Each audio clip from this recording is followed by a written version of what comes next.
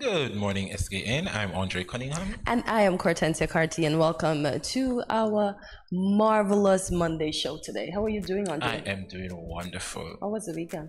My weekend, could be better, Okay. but I've made it. I'm still a bit mad at you though. What did I do? You hold it against me because I've been to the chocolate factory without you, so you made your way over to Nevis without me. I'm I still was jealous. celebrating. I That's was why. I was jealous. Okay, next time I'll take you. So, one for one. One for one. Why do we sound so petty? Oh? Forgiven. I want to thank those of us who are joining, watching live from Tel TV Network over there in St. Martin, and also right here in SKB on channel 40. Thank you so much for joining us this morning. Yep, and for those of you streaming right now via YouTube, we are grateful for you. As we begin this morning with the latest in local news, our news this morning comes from Win Media SKN. Dr. KJ Srinivasa, I had this name last night. So Dr. KJ Srinivasa, High Commissioner of India to the Federation of St. Kitts and Nevis, during his visit to the nation, met with several ministers to speak about initiatives the government of India is willing to collaborate on with the Federation. Dr. Srinivasa outlined some proposals that were discussed as possible initiatives to be undertaken in the Federation. He said, and quote, the first proposal was basically to give a grant of US $1 million for SME machinery and equipment to assist the local entrepreneurs and businesses. These machineries and equipment will be given to those industries with the government of St. Kitts and Nevis propose. And we are giving it as a grant with a maintenance period training, everything included in the package. There's no restriction on the sector. The second proposal was a $50,000 grant for 5 quick impact government development projects, such as shared houses, greenhouses, vocational schools, hospitals, and more. The third component is the skills development and capacity building of the nation's people. So thank you, Dr. Srinivasa. We are High grateful. Commission Yes. from India. We India, are yeah. indeed grateful. Still on the local scene, this one comes to us from SKNIS. The Ministry of Environment, Climate Action and Constituency Empowerment hosted its first ever Environment Commitment campaign on Tuesday, 6th of June 2023 at Palm Court Gardens. The event brought together several ministers of government, ambassadors, the Governor General, members of the Federal Cabinet, and other partners, including the Taiwanese Technical Mission, to commit financially to projects that impact the environment. June Hughes, Director of Environment, said in order to promote its mandate of environmental conservation, the department held the event with the objective of embracing and fully engaging with stakeholders. Critical partners from civil society and the private sector were offered the occasion to liaise and offer input on enhancing the delivery of sound environmental policies and interventions in respect to protecting and conserving natural resources. It also provided the opportunity to learn more about the ministry's projects. The Honorable Dr. Joel Clark, Minister of Environment and Climate Action et al., in her remarks, said the intention is to promote environmental stewardship. Key partners were invited based on either their technical skills, bilateral partnership, financial resources, or volunteerism of time and services. That's very good. As we proceed now, the story comes from SKN Vibes. Ms. Nichelle Otley of the Charlestown Secondary School has been judged the winner of the Department of Physical Planning's STEM Expo Challenge. Honorable Spencer Brand, Minister of Planning and the Environment in Nevis Island Administration, NIA, presented the Form 2 student with her prize during a brief ceremony at the school on Friday, June 9th. The challenge was a collaboration between the Planning Department and the Ministry of Education as part of the inaugural STEM Expo 2023 held on May 26th. Honorable Brand said it was especially heartening that a female had won the challenge in a field usually dominated by men. He said, and quote, "I want to say how delighted I am as the minister with responsibility for planning and environment to be associated with this initiative.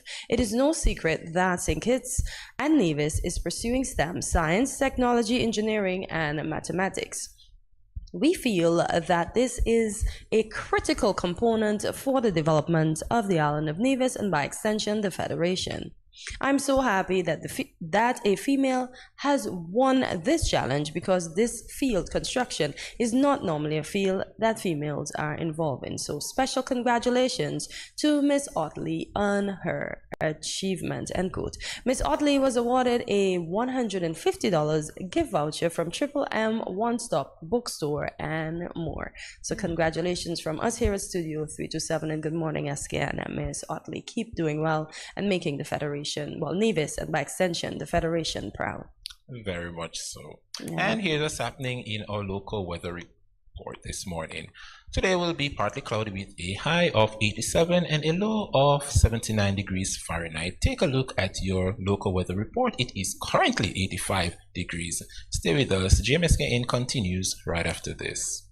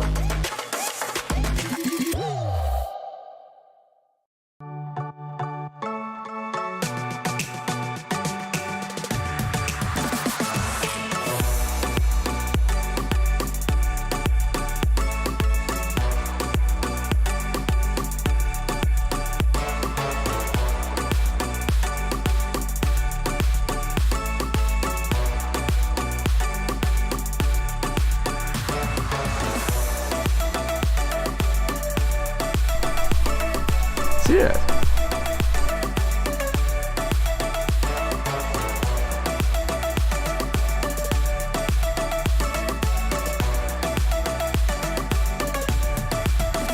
An exotic experience.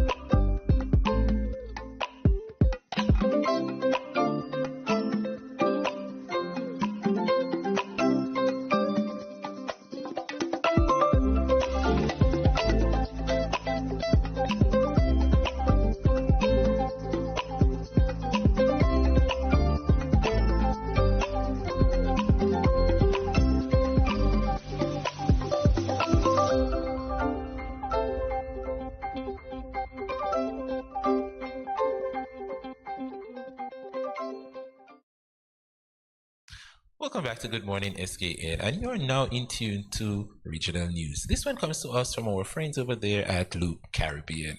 Grenada has a new centenarian, Lyris Holder of Calivany, St. George's, celebrated her 100th birthday on June 8, 2023. Senator Gloria Thomas visited Holder on her birthday, who was surrounded by her family. Grenada's newest centenarian has been described as highly alert and engaging. Senator Thomas, who is the Minister for Social Development, which has responsibility for the elderly, congratulated Holder on achieving the great milestone of 100 years. She prayed for God's guidance and protection on Holder for good health and a continued happy life. Holder was presented with a birthday hamper and loads of love and good wishes. What part of that young lady there look 100? I She can't looks see. good. She definitely. My, There's something about Caribbean women. I don't know. we age well. We do. Gosh, They let me look do. like her when I get to 100 too now. Ooh, she looks cute. Congratulations to Miss Lyris Holder. Keep going strong. On the international scene, our news this morning comes from CNN. Eating cassava flour helped save the lives of 4 children found in the Amazon jungle more than a month after their plane crashed, according to a Colombian military special forces official. The children ate 3 kilograms, that's 6 pounds of farina, a coarse cassava flour commonly used by indigenous tribes in the Amazon region, said spokesperson Pedro Arnulfo Sanchez Suarez. Suarez said, and quote, days after the crash, they ate the farina, which they had carried there. But they eventually ran out of food and decided to look for a place where they could stay alive. They were malnourished but fully conscious and lucid when we found them, end quote. The 4 children are currently recovering in a hospital in the Colombian capital, Bogota, after being taken there by air ambulance flown by the Colombian Air Force on Saturday. Officials said medical reports said they are dehydrated and still cannot eat food, but are well and out of danger. What's required now is to stabilize their health, Colombian Defense Minister Ivan Velasquez told reporters who were gathered outside the hospital. These children are pretty strong, and I'm glad they survived because, you know, the Amazon is full of things that can take you out. So we are grateful. But they were stuck there since May 1st. Shout out to the good old cassava. I know. Good old cassava. Thanks for keeping the kids alive, and I'm happy. I'm sure although the adults would have moved on to the next phase of their life, I'm happy that the kids get a chance to live a full life. So sympathies, empathies with those folks in Colombia. I know the whole nation was into the search. But folks, there you have it for local, regional, and international news. Up next, so we will be covering some of our labor laws here in St. Kitts with Miss Chanel James. So go tell a friend to tell a friend. If they don't know their laws, tune into Good Morning SKN. Remember, we are on cable TV channel 40, Tel TV St. Martin, and we are streaming live on YouTube and Facebook and Instagram as well. So stay tuned. See you after this. I'm going to say this is infamous music representing for Good Morning SKN, and I want to encourage you to watch the show every morning from 8 to 10 at Studio 327. Easy, no man. Say me don't know about you, but me love Good Morning SKN bed. Easy.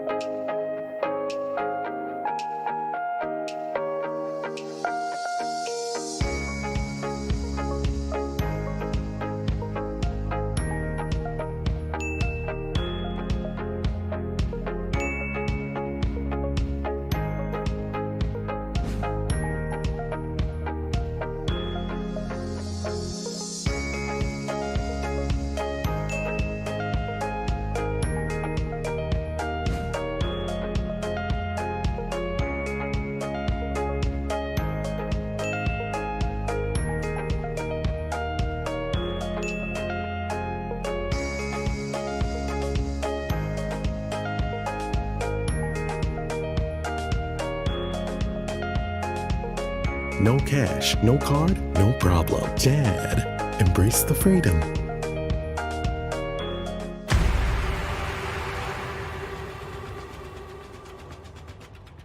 What will it take to grab the attention of someone with the power to make your dream come true?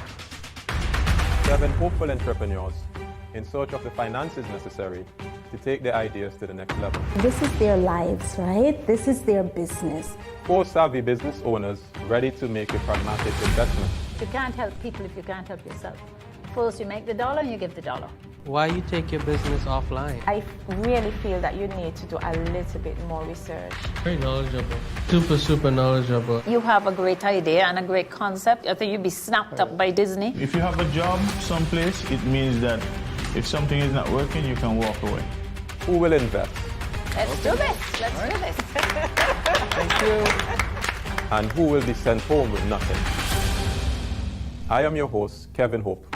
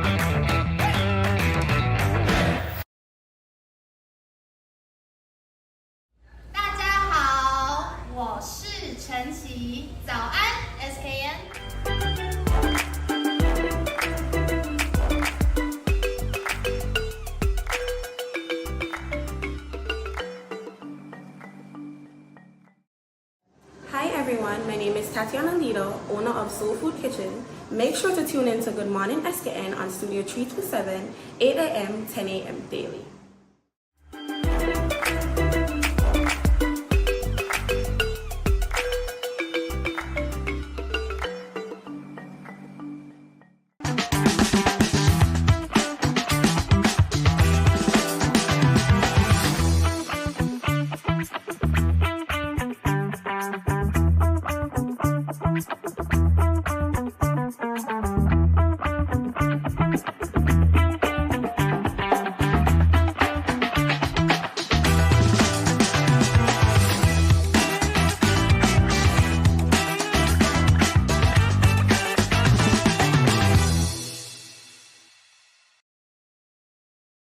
SKN. Most adults can attest to the fact that most of our younger lives were spent in anticipation of adulthood, specifically starting a career. But how many of us felt adequately prepared for entering that new world? Fully aware of our rights in the civil service. We will be covering exactly that in this interview with Chanel James, Labor Commissioner, and she's here to speak to us about labor laws. Ms. James, welcome to Good Morning SKN. Good morning, welcome. Happy you could join us this morning. So let's dive right into the conversation. Share with us some of your roles and responsibilities as the Labor Commissioner. First, I would like to say that the Department of Labor, let me rephrase that. The Ministry of Employment and Labor is a system of labor administration or public administration, whereby we are expected to carry out the labor mandate or the labor policy. We do not have a national labor policy. However, we do work by a set of systems, rules, and policy which enable us to carry out our function at the Department of Labor. And so we work with our tripartite constituents, which is the workers and the employers, to ensure that there is a system of harmony within the Federation of St. Kitts and Nevis. Okay, that's I like that definition. So can you give us an overview of some of the labor laws, highlighting the ones that are most significant to us here in the Federation? There is a system of 12 labor laws. 12, okay. But we use 4 main pieces of legislation. We call the Protection of Employment Act number 6 of 86, which is now chapter 2718, which deals with issues of termination, severance pay, maternity benefit, or any other things that will affect a worker. For example, we look at the probationary period. That piece of legislation looks at the probationary period, which is 3 months and no more. Okay. I know some employers like to go to 6 months, but once a worker passes 3 months, their probationary ends. So if the employer fails to give the worker a contract, because when you work between 1 month to 3 months of your probationary period, you are what is called a temporary worker. However, if you go beyond your probationary period in accordance with the law, you then become permanent. So if the employer tends to say after 3 months, you're not working out, I am going to terminate your service. There are certain things under the law, that piece of legislation, which the employer has to carry. For example, the employer must give notice. And if they don't give notice, they have to pay the payment in lieu of notice. And then there will be issues of holiday pay and as a temporary worker, Miss? As a temporary, because once you pass 26 working days, you start to accrue vacation, either 1 day for 11 days if you work as a person who works by the hour or the day. And if you're on a fixed rate, you accrue vacation 1 day for every 17 days you work. So whether or not you are on probation or you are terminated or you resign, that holiday pay or proportionate amount of that holiday pay is due to you because you earned it. You earned it by showing up to work every single day. And so once you reach 17 days, you cross off, that's 1 day's mine. And then you go along to the next 17 or 11 days, that is mine. So according to how many days you would accrue, you are entitled to that in a proportionate amount in holiday pay. And like I said, we have the Protection of Employment Act, we have the Holiday with Pay Act, we have the protection of wages, because your wages are protected by law. It's not you, an employer just cannot put his hand into your wage and says, oh, okay, I'm going to take XYZ. Your wages are even protected against you. You can't go down to courts and rack up a whole lot of what you call hire purchase and then say to the employer, take it out. The employer has not the right to take it out. A court cannot come to you and say, I'm going to take it out of your wages, because your law is protected against all of this. And so therefore, the only thing the law prohibits is any court order appointments or child support. And statutory deductions, nothing else. Very important. Let me ask and you then the last piece of main legislation is the minimum wage. Under this piece of legislation, we have what is called hours of work. And so it says that a work week is 40 hours, and overtime kicks in for persons after 8 hours in a day, or if you did not work any sort of overtime during the week, once you would have reached 40 and you are asked to work overtime, overtime kicks in after 40 hours, and overtime is voluntary. You, looking at your situation, can determine if I am going to work overtime. Let me give you an example. I'm only making minimum wage. I have 2 children. They're in daycare. The daycare says to me, if you have to leave these children with me after a certain time, you are expected to pay an additional amount of money. Now, you looking at this means that if I work a time and a half overtime for X amount of hour, this money will not be able to carry me because I have to pay this out to look after my children. So is it worthwhile for me to work the overtime? Or if I have a family situation that doesn't require me to work overtime, I have the right as a worker to say, I'm sorry, I can't do the overtime. So you can be penalized. What about those, let me ask about this. You work at a particular company, but every 3 months, in order to not make you permanent, they basically renew your contract. Is that legal? That's not legal. A contract should last for 1 year. And if the contract comes to the end, because you have what is called fixed term contract, a contract where it is designed for you to work a particular time. For example, I am doing a project and I need X amount of workers. I can bring them in on a fixed term contract, and that could be for 3 months. But if you have a contract for service, or a contract of service, which means that you employ me to do a particular job, must be given no less than a 1-year contract, which is renewable at the end of that 1 year. But it's only when it comes to fixed term contract that you can have someone working for 3 months. And then renew it again the next 3 months, and then renew it again. You should know what is the life of the contract. For example, if I'm hired to build a road, I know that at the end of the session, all right, at the end of it, how much time I am expected to complete this project. And so therefore the contract should be offered for that particular time. But if the project go overboard, then you can extend the fixed term contract. And fixed term contract don't apply issues of severance pay, because you know you're going into work for a start date and an end date, and it is not continuous employment, so it does not track what we call redundancy pay, but in the eyes of the law, severance payment.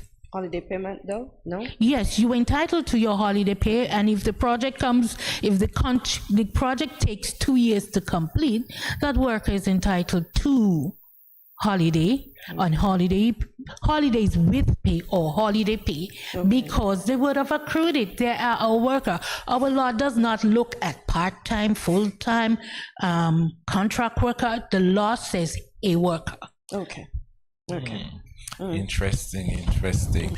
And of course, those persons who may have been at home and watching and wondering, how soon do we take in that doctor paper? Is it after 1 day or 2 day or 3 day? Mrs. James will share much more when we return right after this break on GMSKN.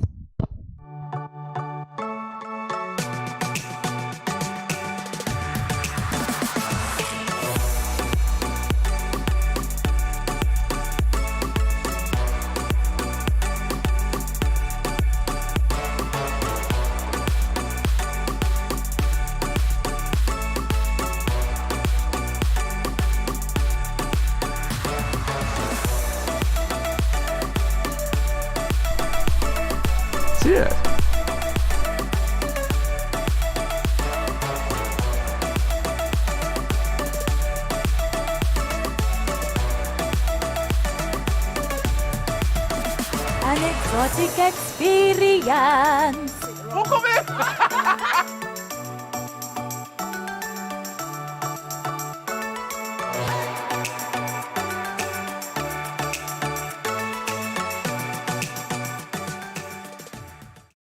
Yo, you know it's me, Mr. H.E. Yo, make sure you tune in to Good Morning SKN, Monday to Friday, 8 a.m. to 10 a.m. at Studio 327. Yo, trust me, the baddest show in the morning. Make sure you check it out. Wake up. Make sure that you are there from 8 to 10, Monday to Friday. Boom, check it. Rah.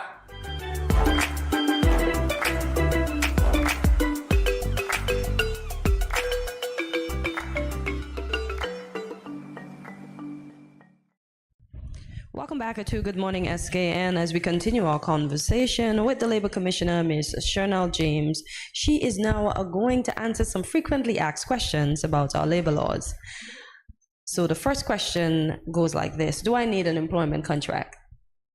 Yes.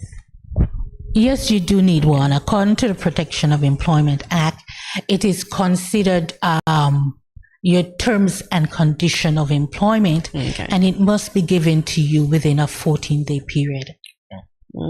It would outline what are your work duties, how much you are remunerated, and issues of that. You must be given it within 14 days of you being on the job, and if you don't receive it, the law gives you the permission to ask for it. So 14 days. Yes. Okay, so 2 weeks. Okay. So is everyone entitled 14 working days. 14 working days. Okay. And is everyone entitled to the minimum wage? Minimum wage are for persons who are skilled, low skilled or no skill. Market forces should determine your wages as you go up. You cannot expect I'm coming in with a master's degree and pay me a minimum wage. So therefore, market forces will determine that. And we at the Labor Department, our statistical and research unit looks at that. We get the wages coming in, we get the information coming through the severance payment. And so we will look at the wages and we will work out, various categories. For example, you might have a receptionist, you may have a typist, you may have a secretary, you may have executive assistant, you might have executive director.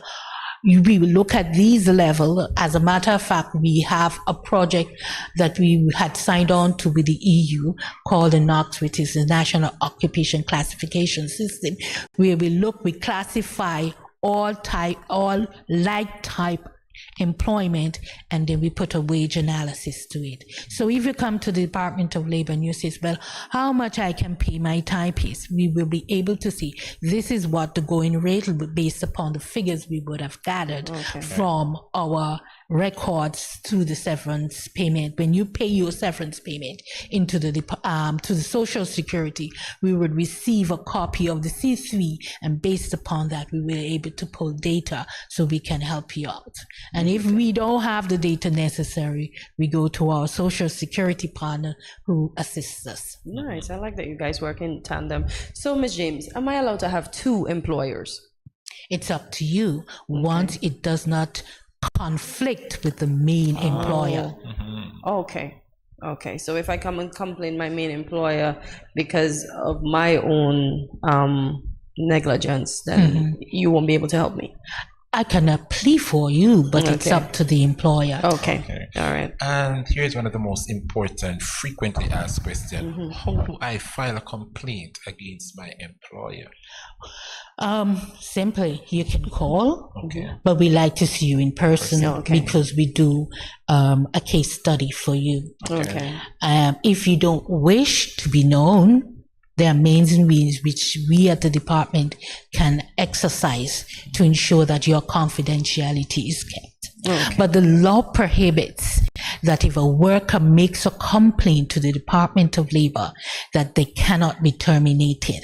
And a worker must be terminated for cause, because the burden of proof is on the employer. The worker don't have to prove, is the employer have to prove that this is the reason why I'm terminated. And the law gives you measures in which you can do. For example, if I commit an offense, I must be given a written warning, and it must outline what I did wrong, and that it should encourage me as the worker to improve. Now, if I decide as a worker I'm going to do it again, maybe it's not intentional, but I did it again. You are expected to receive a second warning letter. And in that warning letter, it must outline what would be the final outcome, whether you will go through retraining, whether you will go through suspension, or in the last case, termination. And I must say, some employers will say, oh, she came late, I gave her a letter for late. She destroyed a tool and I gave her a letter for destroying the tool, so I have 2 warning letters. The warning letters must be of the same nature. And here is the proviso. It must be within a 6 months period. You cannot come and give me a warning letter from 2010 and then come and give me another warning letter in 2023 saying that I have 2 warning letters on file. I only have it one. Must be within a 6 months period. I like that. Another frequently asked question is, when do I turn up with a sick leave form? This is under the Social Security Act. However, we at the Department of Labor advise that in accordance with our legislation, which says you have a 48-hour window. For example, I wasn't feeling well today. I called out at the beginning of the workday and informed the employer that I'm not able to work because I'm not feeling well, or as I would like to see, ask permission because it sounds better and it comes off better. It's more appeasing to the employer. Okay. So say to them, listen, can you please give me the ability to be off today because I'm not feeling well. Okay. Now, if the next day you're still not feeling well, you have that window. However, the law goes on to state that if you're not going to show up on the third day, whatever time it is for work, for example, I work at 4, I work at 8, or I work at 3, it's either you or your medical certificate. Okay. So you have 2 days, and on the third day you must show up. 2 undocumented days, but on the 48 window outline, you must present yourself or your medical certificate. Don't send it in 12 o'clock if you have to work for 8. Okay, you should know by the day before this is going to be continuous. So you seek medical advice and let your medical provider give you the necessary documentation. So by whenever time you're expected to show up to work, you either show up or the medical leave show up. So I send it in at 12. It was just an error. It wasn't intentional. Or let me make it intentional. It was intentional. Am I still entitled to pay for that day, or should I get paid from the 12 o'clock? Or if you are paid by the day or the hour, those 2 days that you're home, you will not be paid for it. Okay. Because you work for every hour or every day. However, if you work or you work overtime, you are remunerated at time and a half or double, except for on public holidays and rest days. Okay. And so if you are fixed, if your salary is fixed, you would be paid. Okay. Because the salary is not fixed by the day or the hour. It is fixed by a week, or it is fixed by a fortnight, or it's fixed by a month. You mentioned rest days. What are rest days? A rest day is a day off, a 24-hour period given to you in order for you to rejuvenate. So you're not going to be paid for rest day? For persons who are numerated by a fixed amount, they are paid for their rest days. Persons who are numerated by the hour of the day are numerated according to 40 hours per week. Okay. I'm glad you touched that point, because what about those employers who, quote unquote, try to beat the system by employing an individual, and let's say you work an average 40 hours per week, you get 2 days off, but those employers out there who would actually let the worker work 6 days per week, but instead of giving them 8 hours, they cut an hour, so you would work 7 hours per day and stretch the entire week for 6 days.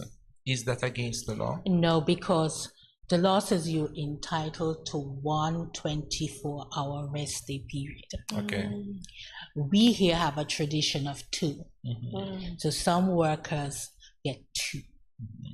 And it not necessarily Saturday and Sunday. The law eliminated the Saturday and Sunday under the Minimum Wage Act. As I said, so hours of work can be found in that piece of legislation. So the law eliminates that. Okay, a rest day can be any day in the week. It can be Saturday, Sunday, Monday, Tuesday, however the employer choose to schedule you for that particular week. And so if you have you work 6 days a week, the employer is expected to manage the hours between that 6-day period, which means that you are expected within that 6-day period to work your 40 hours if you're not part-time. All right. What is the contact information for the Labor Department, Ms. James?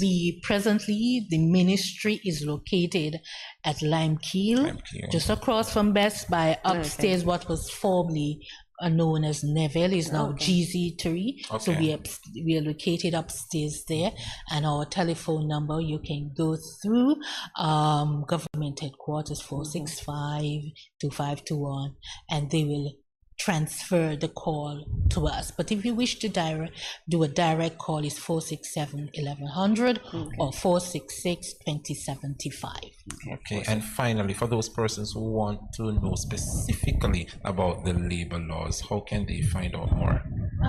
We have a Facebook page where we put out snippets of the law called Do You Know? Okay. Our public relations person or information officer, Mr. Dane Weeks, every day update the Facebook site. And then on the outside, when you come up, for those persons who like to stand and read, we give you snippets of the law. But if you want the whole compendium of labor laws, you can go to the government legal site. I think it's the Law Review Commission, and all of them are there. Is there a booklet or anything? No, presently we are working on a labor code. Okay. It is, we presently just came out of looking at a new minimum wage, and we are gonna go straight into finishing the labor code because we have a draft code. However, we at the Department of Labor and our social partners are reviewing what was done in order for us to come back together to do a series of consultation to ensure that we get this labor code out, because it would combine, it amalgamates all of the labor laws into one code. And so therefore, if you look, as it is right now, you have to know the paces of legislation in order to put it. When the labor code comes on stream, it will all would be in one document which you can pull. Okay, nice. I like that. Wow, well, there's so much to speak about when it comes to the labor laws, because a lot of us work and we're not aware of what is correct and what is incorrect. And as I would say, after the pandemic, we held on to anything that we could have gotten. So I guess a lot of us got hoodwinked and duped. But I'm happy that you came here today to sort out what we needed to know. I always say an informed worker is a worker who knows his or her rights. And once you are informed, you can inform others. And once an employer knows you're informed, they are normally respectful in ensuring that your rights are not impinged. And workers have rights, employers have rights. And so we at the Labor Department, we work with employers, we work with the workers and the employer in the middle to ensure that there's a harmonious industrial peace and relationship. And that is the concept of which labor administration is built on, where we work together, the employers, the workers, and government, to ensure that we have industrial peace and that the fundamental rights of workers are enshrined. Lovely, lovely. Well, Ms. James, thank you so much for coming in, for taking time out of your busy schedule and sharing with us. We appreciate it. We hope this is the first of many conversations, and we hope to see you back here at Good Morning SKN sometime. Our pleasure. GMSKN Nation, stay tuned. So much more after this, a short break. Good morning, SKN and Studio 327. This is Tao Batiste, one of your biggest fans. Just, you're doing a lot of things well. Keep on that trajectory. Greatness, greatness, greatness.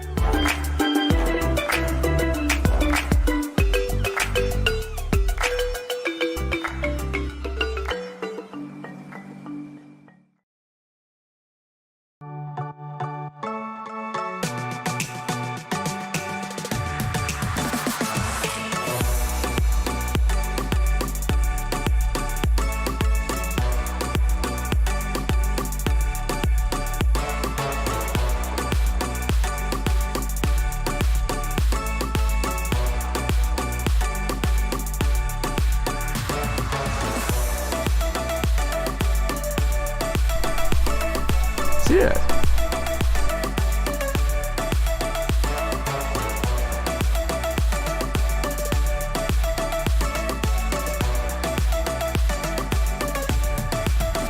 An exotic experience.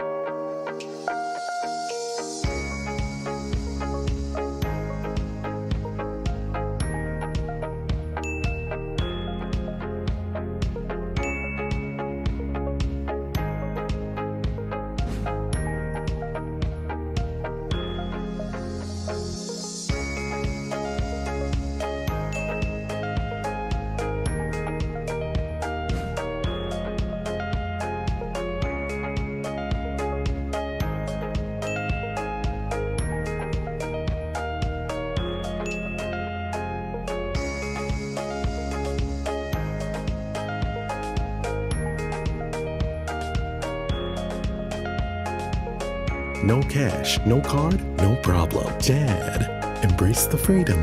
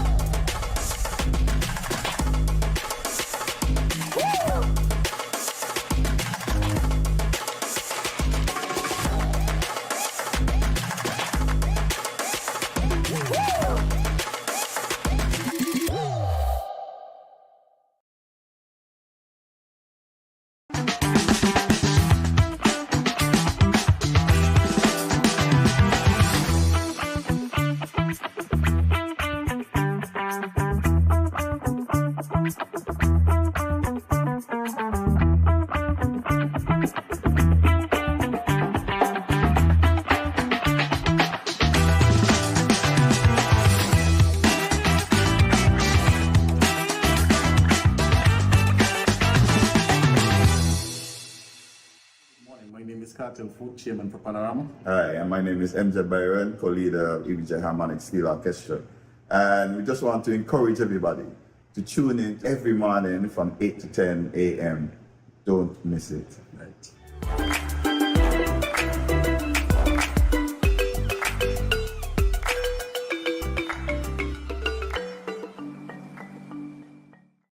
Hi everyone, my name is Tatiana Lido, owner of Soul Food Kitchen. Make sure to tune in to Good Morning SKN on Studio 327, 8 a.m., 10 a.m. daily.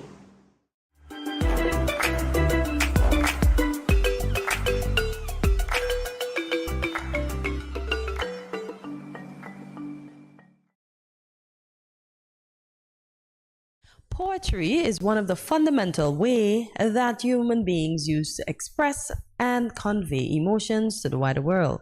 In today's episode of Connections, we are proud to have one of our Federation's very own author and poet, Mistress Avis Veronica Simmons. Mistress Simmons, good morning and welcome to Good Morning SKN. Thank you. Happy you could join us this morning, Mrs. Indeed. Simmons. I am delighted. So when did you start writing? I started writing 2003 officially. Okay. But over the years prior, even in my teens, I used to write a lot of love letter poems to my now husband. Oh. I see. Yes. I see those worked. Yes. And Mrs. Simmons, when I read your bio, it actually says you graduated with a master's degree in social work. So how did you Yes. then transition into writing? I went back to school as an older person and finished my bachelor's at 49 and then my master's at 51. In social work, we had to do a lot of research, lots of writing. And I used to, while my kids were growing up, little ones, I read a lot. I used to read a lot of the Time magazines and I love reading anyway. And so I got into poetry writing because I used to read others' work at events. And one time my husband said to me, why don't you sit down and see about writing your own poems? And that's how it all started. I worked as advisor to international student at Florida A&M University. And we still do, I'm retired though, an international event, a day of international students. And I sat down one evening at my desk and I was like, ain't we all international? And the words just kept coming and I wrote, and then I got this poem, Ain't We All International, which was the first poem that I wrote. Since you mentioned that poem, do you want to give us a few lines from that? It says, I hear the distant drums beating all over the world, ain't we all international. I hear the sonic boom roaring across the heavens, from Europe to America to Africa, ain't we all international. The heavens, skies rolling, floating from one continent to the other, from one island to the other, ain't we all international. And it goes on. Oh, ain't we all international. I like that. I like that poem. Yeah. Avis, your pictorial book, you have two pictorial books. Reflections of Life and The Majestic Heavens. And what's fascinating about it is that you actually took the photo on the cover. On Reflections of Life, yes. What inspired that picture? And I love it. I walk at afternoons, most afternoons.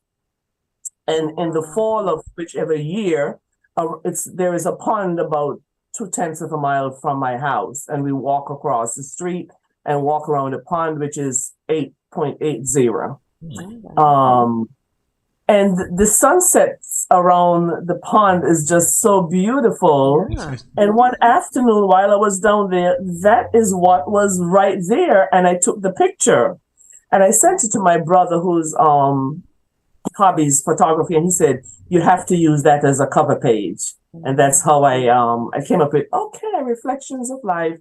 Then it became the second book of prose, and then I put it together. Yes. It's beautiful. So let's talk about the first book of prose. The first book of prose. When did you write that one? Did I write that one? I think it's 2000. Wow, I'm taking you down. I'm taking you down memory lane. I know. Yes.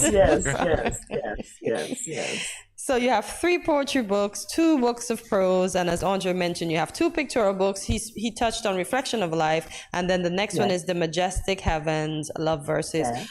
In which order did you write all of these books? Even if you can't remember which one you started or the year, but I may not have the year down pat, but I do have the order. The first book was Words on Wings. Okay. The second book was Words from the Writer's Pen. And on that book is my daughter's hand writing, and my son captured it so I can make it my own original cover page. Oh, nice. And then you have Read With Me. Then you have I Will Sing. Then Reflections of Life, Renewal of Life, Love Verses, then The Majestic Heavens. Okay, so Love Verses are those love poems you wrote to your now husband, right? No, I didn't write those from him to him. Those came after. Okay. And the love of my children and my grandchildren and all my wonderful friends that I have. Okay, awesome. Lovely. And Avis, of all your 8 publications, which one is your favorite book you've written? I love I Will Sing. I Will Sing. Why? Yes, because it was very. I can't sing, so don't ask me to sing. But love the disclaimer. I will sing because I do sing in my house, around the house as I do my chores, and I think I was inspired to write I Will Sing because of what singing can do to the soul. That was one of the reasons, like I said, I will sing of the fullness of the earth, the oneness of the earth, because the soil produces similar flowers in the soil the world over, colors of yellow, pink, purple, blue, red, orange, beautiful, beautifying the land. I will sing. I will sing because I am happy. I will sing because I am free as the butterfly. A soul that is free rejoices in songs and psalms. I will sing. Those play on words, those metaphors, they're so catchy. I love it. Andre's getting it. And I usually recommend that book because I find that it's one of my uplifting books with words. Avis, where can we find these books for purchase? Are they available in St. Kitts as well? I don't know if they're available home. Well, they are available on Amazon. Okay. And through my publisher Ex Libris. XLIBRIS. Okay. Okay, and are you currently working on any new books? I have some poems that I have been writing. Okay. And I'm hoping eventually I can compile them and get a ninth book. But, Awesome. But I need to stop and really pause because I started writing a book called The Journey. Okay. It's fictitious. It's going to be a novel. It's fictitious, but some of it are real. It's about a young girl leaving the islands, and it's like an image of myself leaving St. Kitts to St. Croix and then up to the United States. So I have about 80 pages already. I just need to get back with it. Of course, and indeed you will definitely make that ninth book. But Averis, we are on the break. When we return from the break, we're gonna get a little bit personal with you. So stay with us. GMSKN continues right after this. Thank you. Richie right here at Studio 327. I'm here to give you the promo that you guys need because this is something special for St. Kitts. I'm telling you, tune in to Good Morning SKN, 8 a.m. to 10 a.m.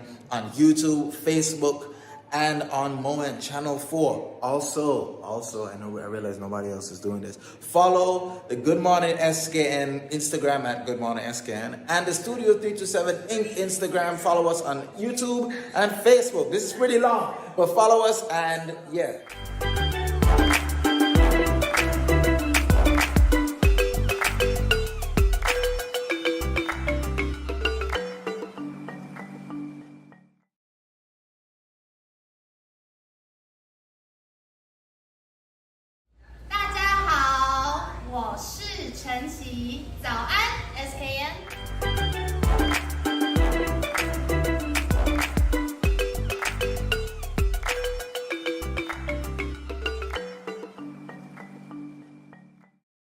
And then he'll fly home and then All I'll come right, down. we're back, Avis. Welcome back to Good Morning SKN, and we are speaking with Mrs. Averis Veronica Simmons, author and poet. Kittisha now resides in Tallahassee, Florida. Welcome back, Miss Veronica. Thank you. And I was also known as Avril Woodley back home during my days in school. Avril Woodley. Why Avril Woodley though? I want to know. Because that's a totally different name from what I see up here. Because you know what? When we're home, they give us all these names. And when you travel out, you find out you're not that person. Oh my God. Yes, you finally found out your real name. Indeed. Yes, my mother gave me Avril, and the nurse thought I was a beautiful baby girl, and she called me Avis. Avis as in the beautiful bird. Okay, nice. So, Mrs. Simmons, share with us your connections to St. Kitts. I was born and raised on that beautiful island of St. Kitts. Aww. I grew up between what we call Newtown and Irish Town. The latter, Newtown was where I left home, but I grew up in my young days up to about age 6 down Irish Town. Okay. Nice. So when did you leave? You said you left St. Kitts, but you didn't go directly to the mainland USA. You went to St. Croix. What year did you depart? When I left February 1970. Wow. I wasn't even a dreamers yet. No. That's long. I went to join my mother, who went down there, as we know folks traveling out to make life better for the children or for the family. And so my mother went away to make life better for her children as a single parent. Okay. And as after I finished school, I worked with the Ministry of Education, Health and Welfare. And after a year, my mother was able to get me down there on what we call a bond. And then I got a job in a legal office and started out as a legal secretary there. From my experience back home working at the ministry. Wonderful. And earlier you mentioned that you're a retiree. How is retirement going so far? Oh my goodness. It's the best gift in life outside of birth of a child. Oh, that's sweet. Yes, because after 6 months after you retire, they can call you back if they would love to have you or if they need you. Okay. Right. And they called me back 6 months after and said, Simmons can offer you employment. I said, no, thank you. Because it was just so wonderful to know that you wake up in the morning and you don't have to rush out your house, get dressed, traffic and all the, oh my goodness, it's beautiful. I'm enjoying it to the fullest. I crochet, I write, I read, and I travel. At no point do you ever miss work? There's no day that you wake up and think, I need to go just for a day? I won't say. I'm going to tell you the truth. No. No. Okay, no, I got no, okay. no. Understood. But understood. I do miss working with the students because, as I said, I was international advisor to international students, and I was a strong force with them, especially the ones who come from, back in our region, St. Martin. Once or twice we had some from Nevis and St. Kitts. Okay. But that was my joy, working with those students and advising them. Yes, sorry about that. Yes. Okay. Wonderful. And Avis, I see you like to try some of your hobbies, including traveling. And I've seen when I take a look at some of your books, some of your inspiration comes actually when you're actually traveling. And so that is true. Yes, and some of your hobbies. What's some of your favorite thing to cook, favorite place to travel to, and the most recent place you visit, and where to next? Okay, I love to cook, and I am a good cook. And I am not only a good cook, I am an excellent cook. You go. Sometimes say, do you think you should open a restaurant? But that's too much work. Okay. And yes, I love to travel because what traveling does for me, it humbles me when it comes to the human race. Because I realize that we are all one indeed. The only difference is, the grave is of life. Yeah. Somebody who is making more money, somebody who lives in maybe a larger home, or somebody who can go on vacation. And so I love to travel, and I'm a people person. So I love to stand up and look at people and just question, what they're doing, what they're thinking, and where they're going. And some of my poems have been written from just looking at people, to like sitting at a bar, or what is that person over? Not that I go to the bars, or did. Just what are they thinking? Why are they here? And I have written poems off of those kinds of experiences also. Of course. And traveling, yes. I love to travel. I love to see the world because I'm a nature person and I awe the universe. It is just awesome. And in traveling, you find out, oh my goodness, it is really one world, one earth, because the flowers that I saw in St. Kitts, I saw the wildflowers, I saw them in Nigeria, I saw them in South Africa, I saw them in Ghana, and so I am just elated about life like that, yes. And my recent travel was to Egypt and Morocco last August. Wow. And you forgot to take me in your bag. I know, that was an awesome experience about the history of life too, Nice. It keeps me humble. I was also reading a part of one of the inspiration behind your books, and it says when you were on a flight mid-air and you look out the window and you saw the formation of the cloud, and right there you'll get some inspiration to write a poem on that. Yes. Fascinating. And like, for instance, when I went to South Africa, Durban, I did visit Cape Town and quite a few other cities, because my friend, and her husband drove me from Durban to Cape Town, which was 19 hours up into those mountains. Wow. Unbelievable. And there is an area that she took me, it's called Pietermaritzburg, and it's called the Valley of 1,000 Hills. Wow. And I'm going to share with you, please, if you would allow me, the power of what traveling has done for me in terms of writing. So the Valley of 1,000 Hills. The Valley of 1,000 Hills I saw. I looked and gazed, standing in awe. This could be heaven on earth, I'm sure, as I felt lifted in a trance, breathing in fresh air so pure. The lush hilltops cannot be touched. Not even the sheep grazing can reach this spot. The Creator's hands are protecting this lot. A place to survey, give homage, and pray. The cumulus clouds over the Valley of 1,000 Hills had me shuddering with thrills, enveloped in nature's greatness, because the Valley of 1,000 Hills displays the power of the Creator's awesomeness. Now the valley below invites me to descend real slow, with an air of peace and quietness, not even a dough for a show, DOE. So I cradled myself in the valley below and count my blessings, each one in a row. Wow, and count my blessings, each one in a row. Beautifully done, Avis. Thank you. Yes. Avis, And inspiration is awesome. just before we go, you mentioned crocheting earlier. Have you passed on this skill to any of your children or your grandchildren? I tried my daughter, and she did a little, but she's more into sewing, which I did not get that. One of my sisters, Valerie, she is what we call a clean gone seamstress as her hobby.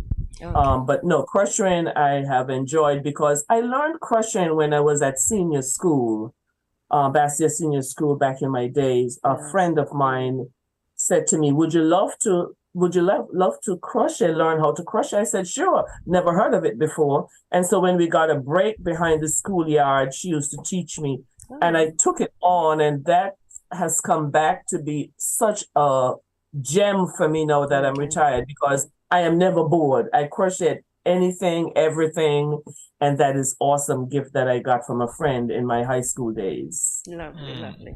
Wonderful. Yes. Mrs. Simmons, time really flies when we're having meaningful discussion, but this is where we have to leave it. We want to thank you so much for being on our segment where we called Connection, where we highlight persons from our region who are doing wonderful on the international scene. Thank you so much for speaking with us this morning, and we're looking forward to bigger and better things from you in the near future. Thank you kindly, and have a wonderful day, and I appreciate the honor of this moment. You're welcome, and see you in July. Yes, and continued wonderful work that you're doing. Thank you so much. We appreciate that. Stay with us. Good Morning SKN continues right after this.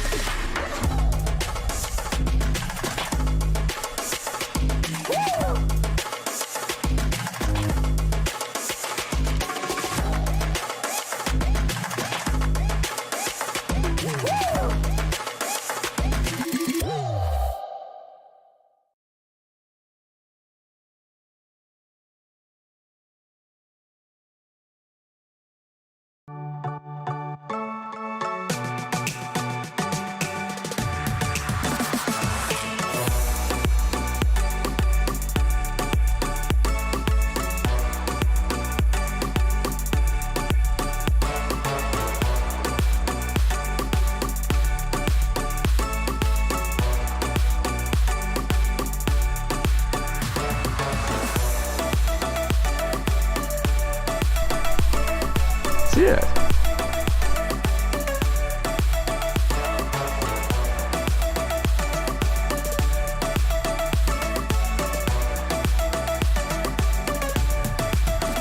An exotic experience.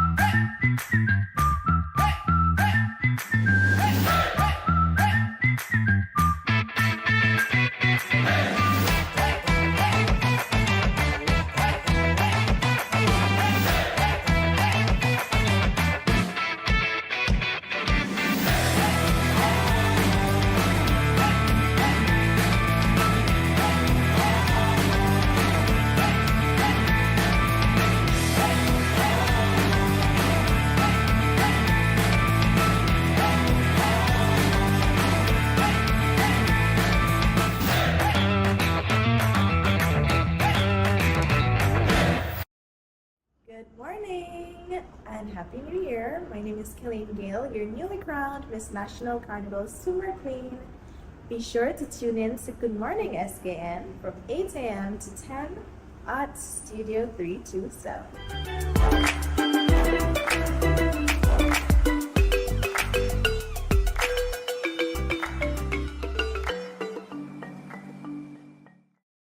Hey, good morning. This is Alberto Hewlett from Graphixicated. Join Good Morning SKN from 8 to 10 every morning at Studio 327.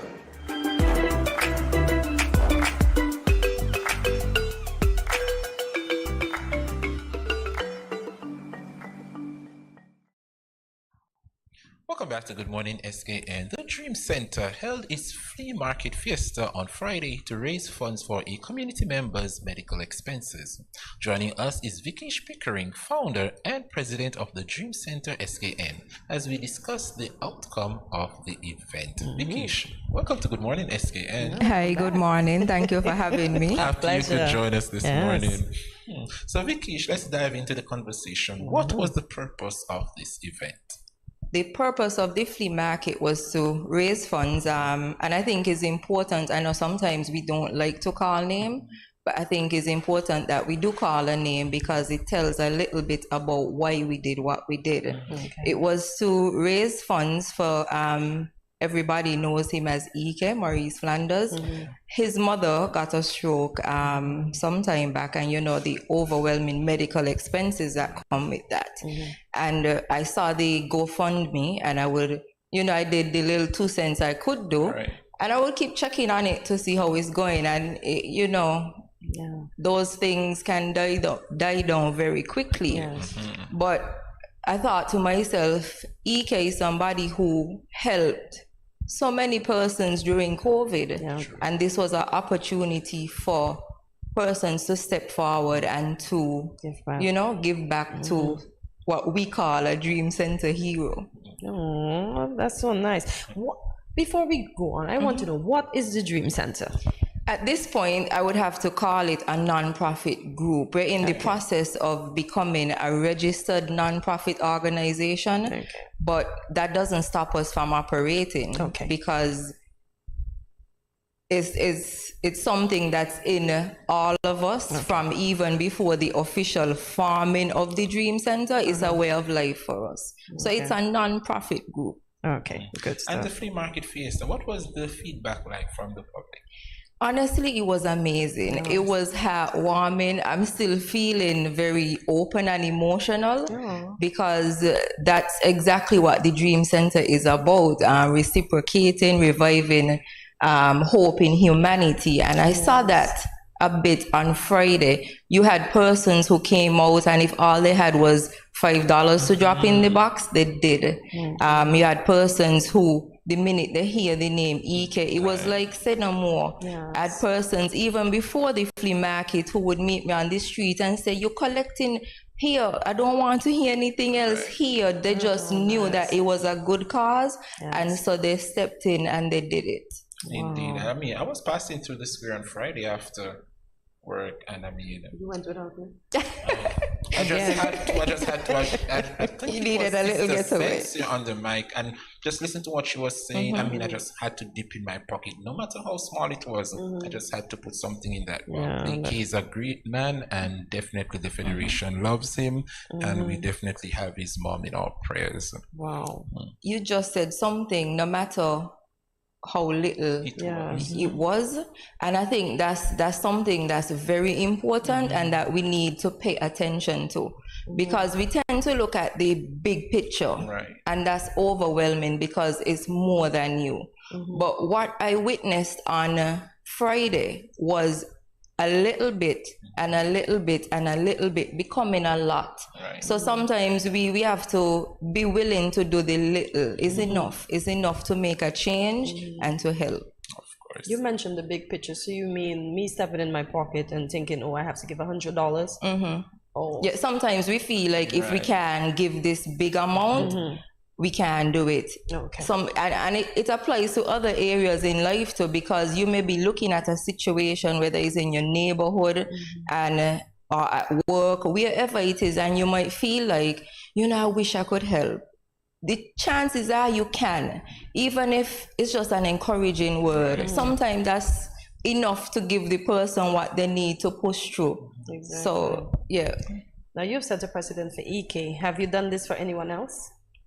We've not the exact same thing, and that's the beauty about the Dream Center. We're not limited to specific fundraising projects, because don't hold this. It's not in stone. The vision is clear, but we're still working on the wording.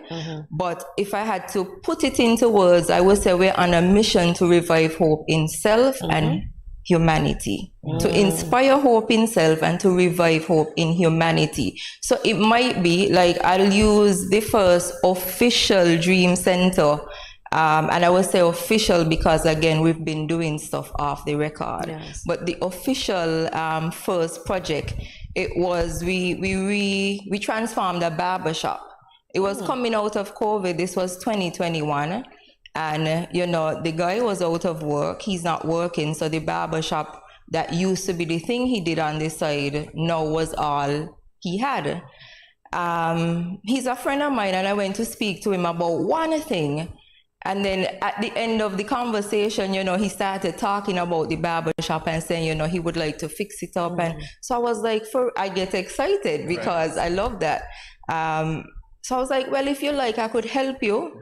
So he was like, okay, sure. And I told him, send me pictures. He sent me pictures, and we locked him out of the barber shop for the week that we did the work. And I went in with the team, and we just totally transformed it. His mind was blown. Oh, that's so sweet. I'm sure he's Speaking appreciative of the of Dream that. Center, how long has it been in existence? When did it launch? I wouldn't say we launched. We just officially started work under the name of the Dream Center. And how that happened was with that same project. Because the Dream Center is a deep-rooted vision of mine from childhood days. And I didn't know it would be called the Dream Center, or what form it would, manifest itself in, but I knew I wanted to do something to change for the better, to create change for the better. But it was in preparing the plans to remake the barber shop that this voice hit me. It was like, this is the Dream Center. Call it what it is. So I went on the computer, I did up an official letter. I was like, dear Mr. So-and-so, we are so excited, to be on board, blah, blah, blah. Sent him drawings and, ideas for what we had in mind. And that was the beginning of, our official Dream Center work. And the beginning of a dream for someone that needed it at that moment. So tell us about some of the items that were on sale, because I didn't get to make it. So what did I miss? We had, most of the items were female clothing, of course. Because we spend the most money. Yes, and the guys complain about it. But I'm hoping that maybe even after today, we might be able to gather more items as more persons become aware of what we're doing. So we had clothing, we had shoes, but we had clothes for kids as well. We had like tracks, football boots, so if your child is into sports, they could come. The prices were giveaway prices, just to help to raise the funds. So for persons that may want to contribute to future events that you may have, because you said your events change, how can they reach you? You can look into that camera and let them know. Okay, we can be reached at 765-6798. We're also on Facebook at vicreation.inspire and on Instagram and LinkedIn as well. Oh, nice. Speaking on the Dream Center, how do one become a member of the Dream Center? You just have to let us know that you're interested in being a part of the Dream Center, and then you can be a Dream Center onboarded to the Dream Center. So there's no sign up, there's nowhere you go, you just contact you. Well, as we go in the doing, we are being developed. So the more we do, the more we're getting ideas as to how to go about creating a structure that's able to stand. Okay, I like that. And what are some of the future plans for the Dream Center? Well, first and foremost is to become registered officially. After that, then we'll go into more fundraising events, bigger. I don't want to say better, but we not that way. We're never going to done away. You have to put it out there already, so it will be bigger and better. But I don't want to say it in a way that sounds like we won't be doing the smaller stuff, because to me that's very important, and that's actually where you get to commune with people. Because that was another great aspect of Friday. This guy, he was there, and first thing he came for was food, him and his wife, right? But the food wasn't there as yet. So they went and they came back, and then he hung around, and a little later he called me to the side and he was talking to me. And he said, I'm really moved by this, because I was sick before. He said, you see me boozing around, I really like what you guys doing. So we get to commune, and I don't want to ever get away from that. The flea market is a way we can do the little with what we have and turn it into something bigger. Yes, indeed. Wow. That's all. And it's funny enough that when we get sick, we know sickness draw all of our monies. And it's so important that we come together as communities, because I find, Vikish, the camaraderie we had as young kids growing up, we know what it meant to be part of a community. That's something that I find is missing, and I'm happy that you took the initiative to reel it back in, get it back together, so that this generation can definitely understand and enjoy what community is. Yeah, indeed. And Vikish, how important it is for someone to give back? How important? Well, my philosophy for the way I live my life is that I will reap what I sow. I can't expect to receive whatever I need if I'm not willing to give when I see somebody else in need. And so for me, that reason is very important. Beautiful. And if we are to revive hope in humanity, it means that we have to continue to pay it forward, which is one of the things we encourage. I agree. Did we speak about the future plans? A bit, a bit. Let me see if, as we skipped, I felt like I wanted to say something, but I didn't want to interrupt. So I'm searching now to see what it was.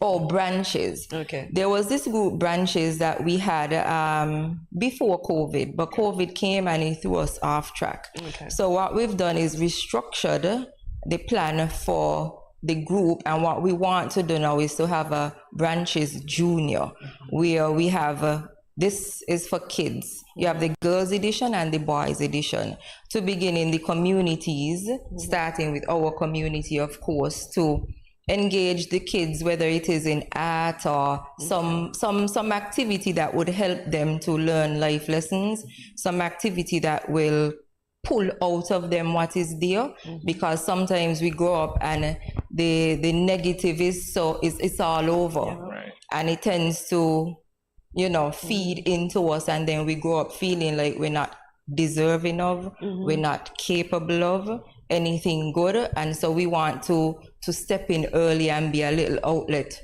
to inspire hope in self. Which communities are you going to start with first? Well, this initiative. I live in the McKnight community, so that would be where I would begin. Begin first, okay. You have to begin at home. Yes, I like that. I like charity really begins at home, and she is definitely starting at home. Why branches though? Why the name branches? Oh, I'm so happy you asked that, because that in itself has a story. I moved up to my apartment about 15 years ago, right? I didn't have anything in the house. It was empty, but I was just so happy to have the space. And I was at the back door one morning, and I was feeling so grateful, just standing up by the door, feeling the fresh breeze, looking out. And then I saw a tree that they had cut down in the back. And I was looking at it, and there was this one branch that stood out to me. Wow. And I walked over and I picked it up and I looked at it, and for me it looked perfect. So I was like, I'm gonna take it inside. And when nothing in the house, everything is, as we just say, ornament. Yes.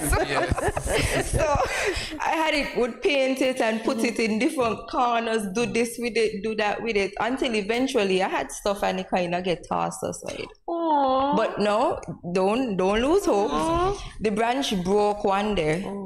And I was like, you don't really do nothing with it. Try it well. And I kid you not, as I was holding the two pieces together, I looked at them again and it was like, but it looks so perfect. Exactly. And so I took them and I put them together and put them to stand up like a tree. And I was like, eventually I'll find something to do with it.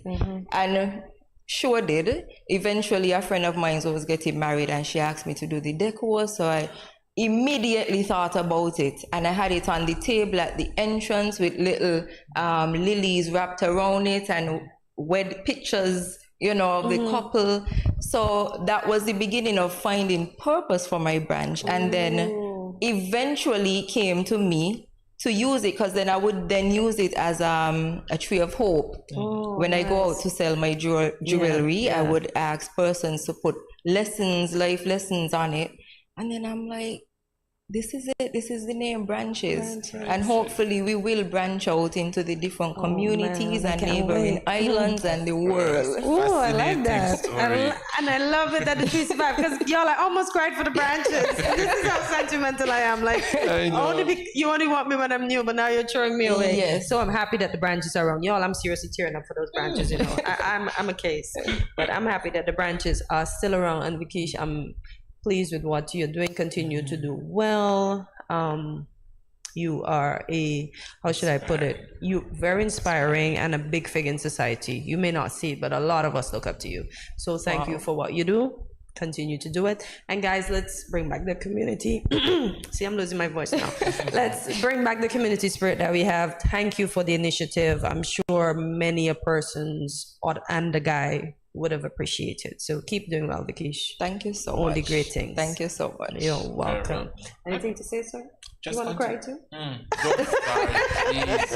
Vikish, you know we appreciate you. I just want to thank you. Keep doing what you do, and it's only up from here. Yes. Nothing but the best. Yes. There you have it, Miss Vikish Pickering from the Dream Center. Stay with us. Good Morning SKN continues right after this. And support, please do. Thank you. Sagan Govayo, owner of Liquid Gold, Instagram Liquid Gold SKN. Make sure you guys tune in every day from 8 to 10 a.m. Studio 327, Good Morning St. Kitts.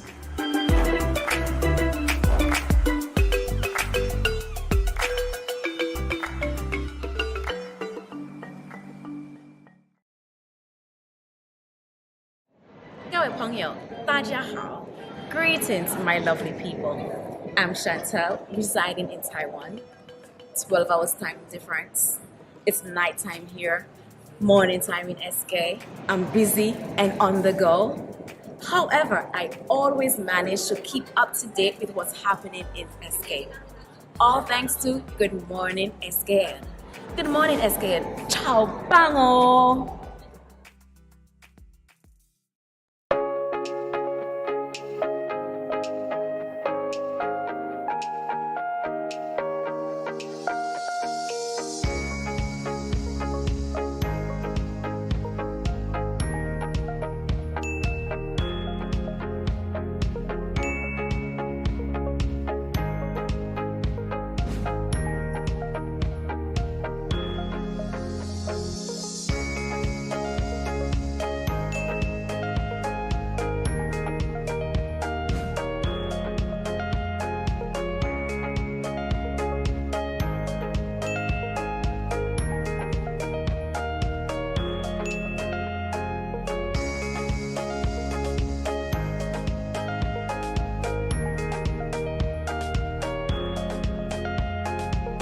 No cash, no card, no problem. Jad, embrace the freedom.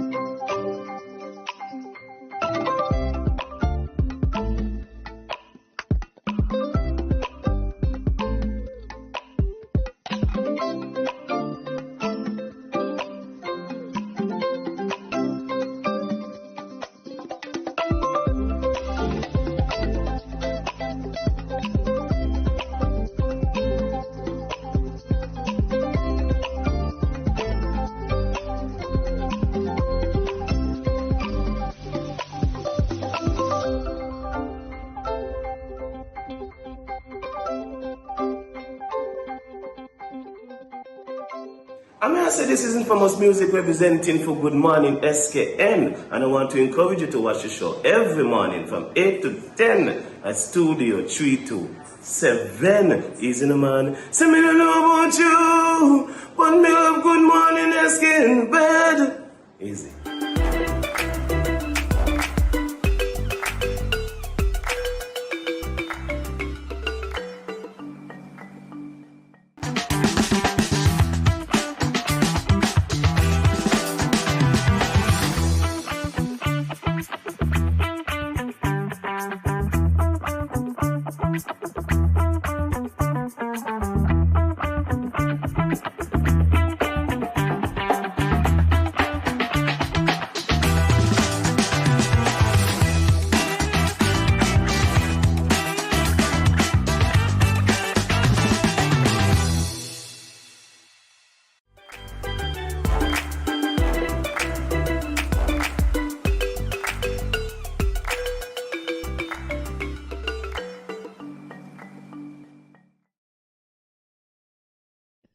Standing up for yourself can seem difficult at times, can it? Yep. Oh man. However, this is an essential life skill that we should work towards, as it helps us to establish healthy boundaries. For today's Loosen Up, me and my good-looking co-host over there, who I will not call his name, yes, Andre and I will be discussing the importance of standing up for yourself. Andre, is it difficult to stand up for yourself? For me, personally, no. I could always stand out.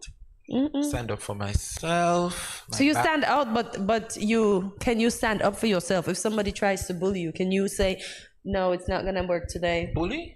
Bully who? You. They tried it, but it never worked. It will never work. Did y'all see the attitude? Did y'all see the attitude on the face? Oh my gosh. All right. So we know Andre stands up for himself. So let us dive right into it. So I think I wanna. Is it difficult for you to stand up for yourself? No, if I need to, I do. So, but when I do, it's terrible because I'm. When you stand up for yourself, I'm an abominator. Yeah, I grow up. Well, I'm an Aquarius. What's your sign? Gemini. Oh. So I have two sides. I'm the nicest person you want to meet, and then try me. And someone tell me, and I mean, it's not coincidence. Someone told me that Aquarius and Gemini make the best team. Yeah, the best team, the best couple. Yes, relationship wise, all of that good stuff. Andre, you missed the bus. Please. You missed the bus. The Aquarius guy came too late. Yes. Share with us some of the consequences for not standing up for yourself. Okay, so I went straight to the article, right? And it clearly says, I'm going to. So the consequences of not standing up for yourself. When individuals do not assert themselves, they risk experiencing a range of negative consequences that can negatively impact their mental and emotional well-being. So we know that for real. When we don't stand up for ourselves, it bogs us down, it weighs us down until we can, as we would say in local terms, tell that person off. Yeah. And I mean, when you're going through something and you don't stand up for yourself, I mean, it eventually comes to a point where you want to speak out, and then it becomes too much. So they're outburst. You don't know how to. And that's bad. Yeah, that's the outburst. So speak up for yourself always. Exactly. And then you not standing up for yourself, you lose respect from others, reduce your self-confidence, and you develop a poor self-image and missed opportunities. Like we spoke to the labor commissioner earlier. Right. We don't stand up for our rights at work. Depending, then they can walk all over us. I agree. And it pays to be in the know, to know what you're about, so that people can respect you and not disrespect what you stand for. Missed out on opportunities, though. When you don't stand up for yourself, how do you miss out on opportunities? Okay, so maybe somebody might at work maybe looking at you or to place you in a leadership role. They've been looking at you for a while, and then a situation happens. You were this leader all the time, right? Situation happens and you basically flunked out of that situation. And they'll be like, but I thought this person had this skill or that person had that skill. Or they may see you as this individual and they think you're capable of doing something or incapable of, and you're the one that's capable of doing it. So I think you have to be assertive sometimes in life. Not every day. You don't have to be bossy, bossy, or voicey every day, but you have to be assertive. You have to display a demeanor in order for others to take you. I'm fusing the words seriously. Yep. Certainly, I agree. There are many times I try to insert myself or place myself in situations, and because of that, you come off, arrogant or rude. But it is important to assert yourself. Don't be a pushover. Exactly, you're saying what it is you need, and especially if you're doing it in a respectful way. Why should it come off as arrogant? Because some people don't like to be told. But in my case, many a times I stand up for myself and I come off as being disrespectful. Child, I got sent home before just to stand up for myself. But I see a little movement there. Were you being disrespectful, kind sir? According to who? Listen, don't even go there this morning. I want to know. I'm asking you. That was one of. I cannot go with the damn. Tell me what you just I cannot go with the hearsay, kind sir. I was not there. Tell me what you just saw a while ago. That said, what was going on there? I saw a little neck turn on the side eye.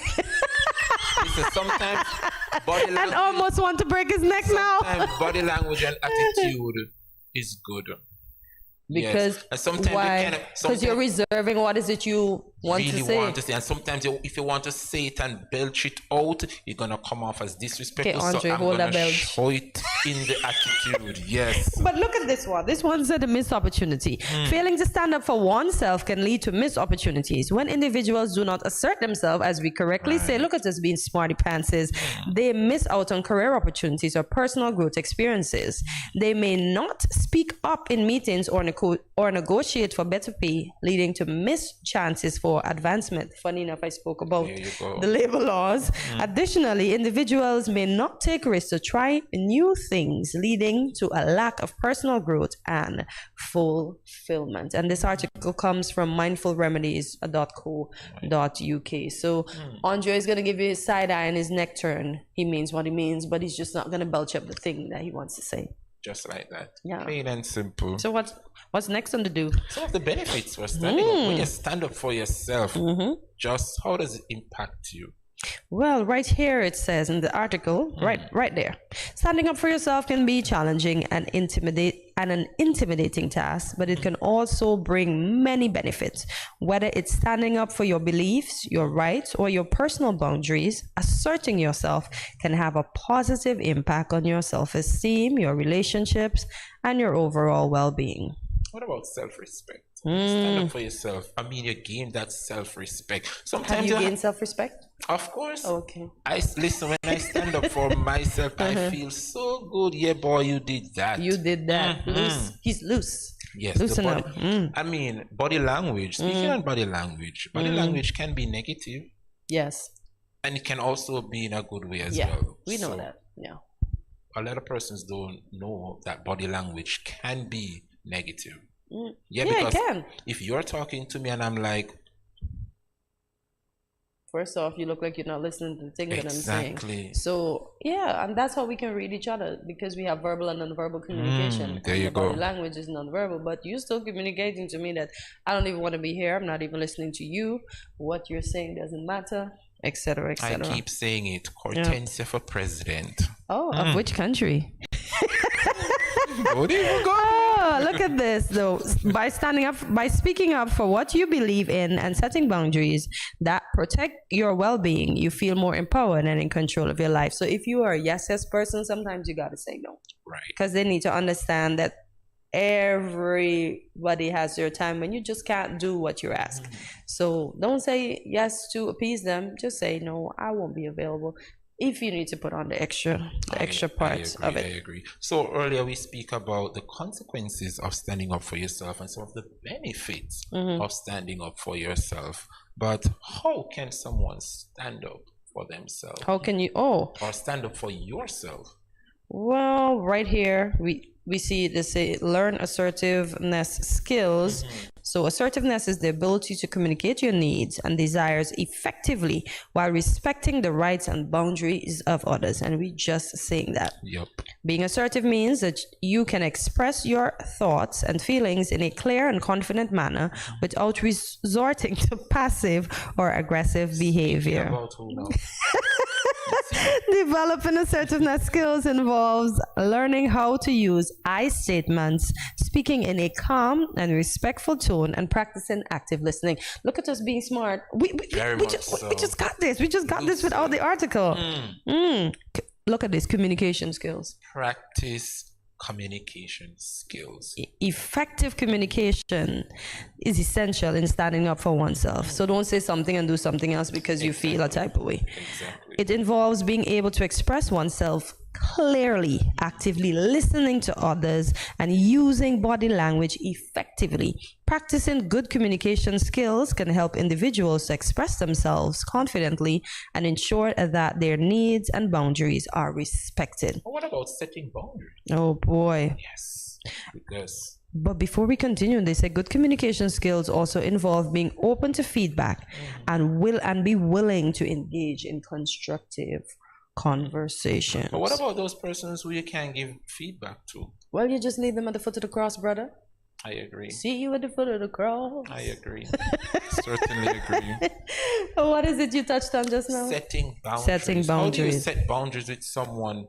I mean, when you're trying to stand up for yourself. Well, setting boundaries is crucial. And as we said before, it involves being clear and precise. Andre, can you do that? No. If you want to add a little bit because you feel we are on that level, because Hortensia, I need some rest. I agree. End of story. And it's up to me to say, okay, I can't be upset on Andre. He needs some rest. I have to respect his boundaries. And that's why I have to say, even in friendships too, we have to learn to respect. If your friends say, I can't make it to the party, don't make them feel bad. Or what happened? You don't have a new outfit? You can't get a hairstyle? No, you don't do those things to your friends. They say no, understand that they can't go. Set boundaries. Yeah, Be set clear boundaries. And yes. concise. Put your foot down. Let them know clearly what you are and what you are about in a respectful way. Yep, and the article said good boundaries are essential for maintaining healthy relationships and ensuring that your needs are met. Wonderfully said. Yep. Seek support from others. Yep. Wow. That's one way you can stand up for yourself. So, do you want to seek some support from me? From you?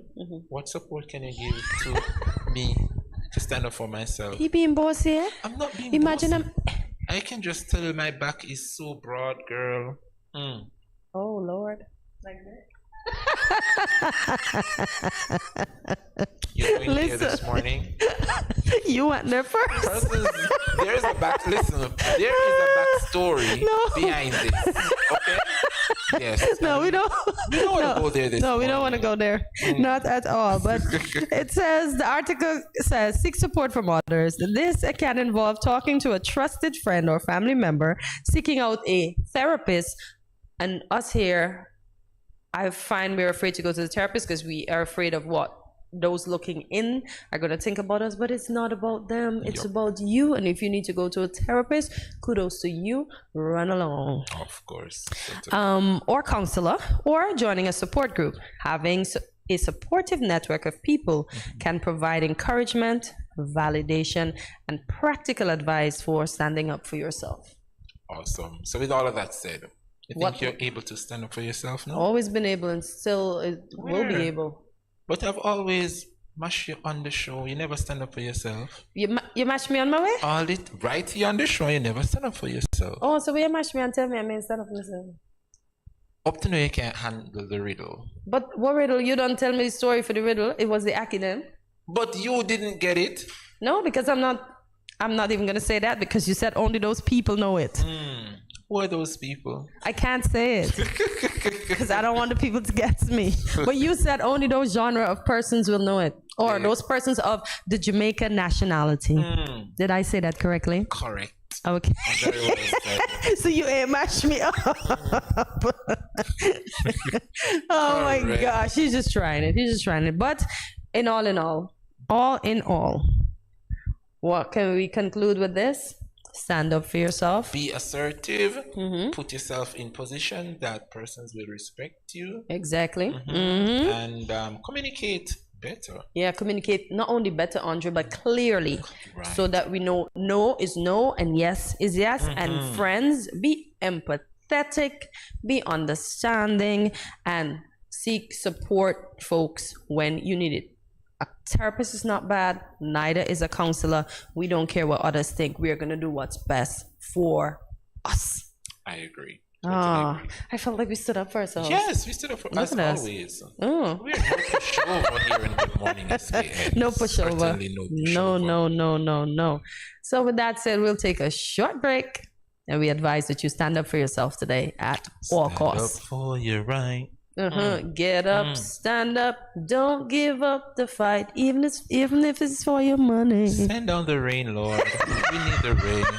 See you after this break. We'll be right back. Good morning. This is Karen of Paris and support from Paris, Vermont. I want to encourage y'all to sign on to Good Morning SKN every morning from 8 to 10 at Studio 327. Thanks.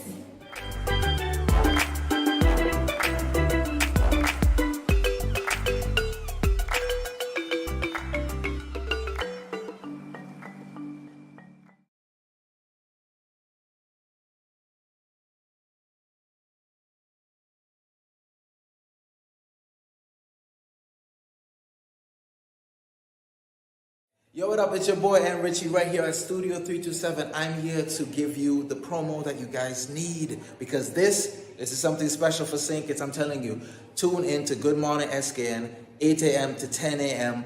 on YouTube, Facebook, and on Moment Channel 4. Also, I realize nobody else is doing this. Follow the Good Morning SKN Instagram at Good Morning SKN and the Studio 327 Inc. Instagram. Follow us on YouTube and Facebook. This is pretty long, but follow us and yeah.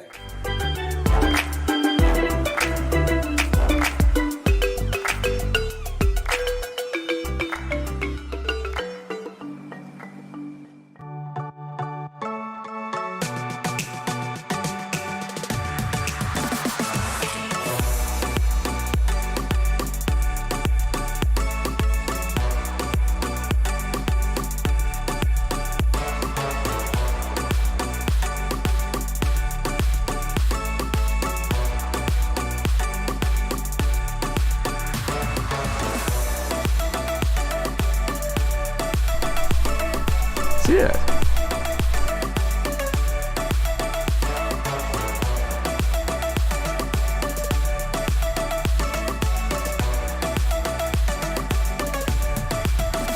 An exotic experience.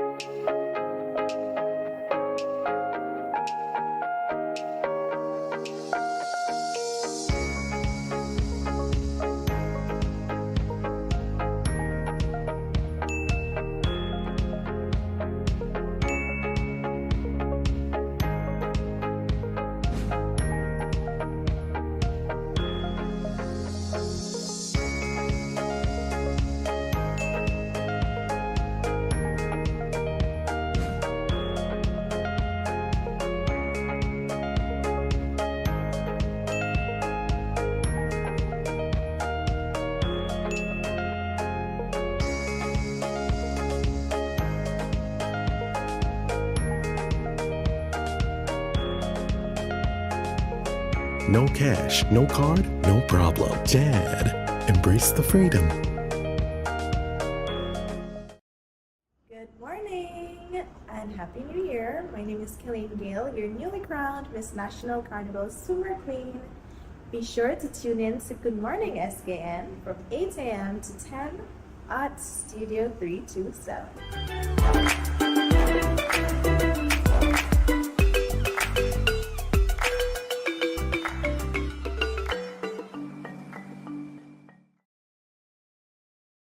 Welcome back to Good Morning SKN, and we had a wonderful show this morning. We sure did. What was the highlight of this morning's show? Oh my gosh, my highlight of this morning show, I like the fact that I learned more about labor laws. It's something I've been putting off. I keep saying I'm going to find out because I need to know more, but I have not. And believe it or not, a lot of persons are being taken advantage of here in the Federation. So I hope the Labor Commissioner this morning had cleared up some issues that, because many persons thought if you're sick or you didn't show up for work once or twice, then you have to bring forward that doctor paper. But now you know it's on the third day. Yeah, you cannot be chastised for a paper from the doctor on the first or the second day. Well, 48 hours have to pass. You'll be surprised. You show up unannounced at work, and immediately they need to know why. No, on the third day. They can, of course, say, you go get a doctor paper and come back. But you can't do that to me on the first and the second day. The third date is... Oh, you want me to call the police? Or become the police? The third day. And what about Vikish? Oh, my gosh. Yes, her... Oh, Dream Center. The Dream Center is and fascinating. No branches. And she's such... Oh, my God, a breath of fresh air. Yep. And... I can't believe I still teared up for the branches, but that's me, y'all. I'm very emotional, so sorry about tearing up for the branches. So that was the Dream Center. Guys, support. We need to bring back community. Community is what most of us, like myself and Andre and some of the older folks would have come up with. And right now, we see it's just being torn apart. We don't need that. We need a camaraderie. Imagine we spent hours outside in the hot sun. We didn't realize the sun was hot. We would run in sometime just to get some water to go right back in the sun. Somebody had up a picture the other meme with the group searching for the cricket ball. Nobody bats anymore, so nobody goes and search. Now they're saying, oh, you go look for the ball. Before everybody put down the bat, or we walk with the bat to part the grass to look for the ball. Let's bring back community, y'all. Let's bring it back. We need that. And if we can start from the grassroots, let's do that so we can have a nicer St. Kitts in Nevis. And it was inspiring to talk with the author, Miss Davis Simmons, first 9th book. She's going for her 9th book. Where she gets her inspiration from, Andre, the cloud that you spoke about. Yep, she was on a flight and she looked out the window and she saw the formation of clouds and boom, she got inspiration from that. Nature, the power of nature. The power of nature. Oh my God. And standing up for yourself now. Definitely. We got this. Don't try us. We? Yes, I'm parlez-vous en français, oui, hein? Oh. There we go. Standing up for ourselves, indeed. She got me. She got me. Yeah. What happened? You have Auntie in France? Or your jacket? Lordy. Santa Oh, you always try to cramp my style. But what's coming up this week? We have some fascinating... Well, we know what's coming up tomorrow. You're pushing it. Yes, tomorrow, indeed. We have a fascinating lineup. So we have Sakion Green? Am I saying it? Oh, Sakion Green, owner of Green Air AC and Refrigeration Services. Yeah, so looking forward to... And we need... Listen, I'm going to blow that topic out of the park tomorrow because with this heat, we need to know if we have the correct AC. Because every second you buy one, it breaks down. It seems as if where you buy them from? It was made in your backyard? You don't want me to tell you where I get this AC No, from. please don't. If it's one thing I don't want you to tell me today is where you got the AC from. And who else do we have? Wentworth Smithson, the winner of the Nevis Youth Impact 12 Award in Culinary Arts.